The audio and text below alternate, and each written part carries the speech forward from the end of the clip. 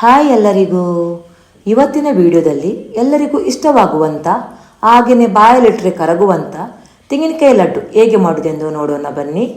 ಮೊದಲಿಗೆ gas stove on ಮಾಡಿ PAN ಇಟ್ಟಿದ್ದೀನಿ. ಇದಕ್ಕೆ 1 ಸ್ಪೂನ್ ತುಪ್ಪ ಹಾಕಿ ಬಿಸಿಯಾದ ಕೂಡಲೇ 1 ಕಪ್ ಮನೆಯಲ್ಲಿ ಮಾಡಿದ ತೆಂಗಿನಕಾಯಿ ಹುಡಿ ಹಾಕಿ ಲೋ ಫ್ಲೇಮಲ್ಲಿ ಸ್ವಲ್ಪ ಹೊತ್ತು ಫ್ರೈ ಮಾಡ್ತೀನಿ.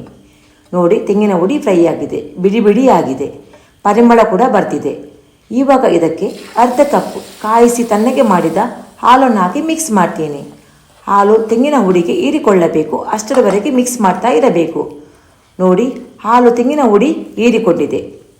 ಇವಾಗ ಇದಕ್ಕೆ 1/4 ಕಪ್ ಸಕ್ಕರೆ ಹಾಕಿ ಮಿಕ್ಸ್ ಮಾಡ್ತಾ ಇರಬೇಕು. ನೋಡಿ, ಸಕ್ಕರೆ ಮೆಲ್ಟ್ ಆಗಿದೆ. ಇದು ಡ್ರೈ ಆಗುವವರೆಗೆ ಮಿಕ್ಸ್ ಮಾಡ್ತಾ ಇರಬೇಕು. ಇವಾಗ ಸ್ವಲ್ಪ ಏಲಕ್ಕಿ ಪುಡಿ ಹಾಕ್ತೀನಿ. ಹಾಗೆಯೇ 2 ಟೇಬಲ್ ಸ್ಪೂನ್ ಹಾಲಿನ ಹುಡಿ ಹಾಕಿ ಮಿಕ್ಸ್ ಮಾಡ್ತೀನಿ.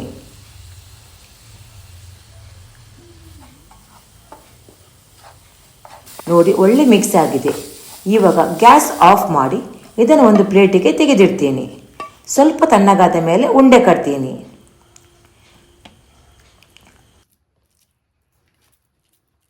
ನೋಡಿ ಹೇಗೆ ಬಂದಿದೆ ಉಂಡೆ.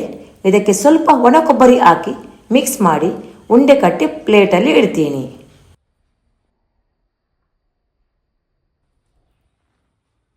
ನೋಡಿ, ಎಲ್ಲ ತೆಂಗಿನಕಾಯಿ ಲಡ್ಡು ರೆಡಿಯಾಗಿದೆ. ನೋಡೋಕ್ಕೆ ಎಷ್ಟು ಚೆಂದ ಕಾಣುತ್ತೆ, ಅಷ್ಟೇ ರುಚಿ ಕೂಡ ಆಗಿದೆ. ನನ್ನ ಇವತ್ತಿನ ತೆಂಗಿನಕಾಯಿ ಲಡ್ಡು ರೆಸಿಪಿ ನಿಮಗೆ ಇಷ್ಟವಾದರೆ ಒಂದು ಲೈಕ್ ಕೊಡಿ.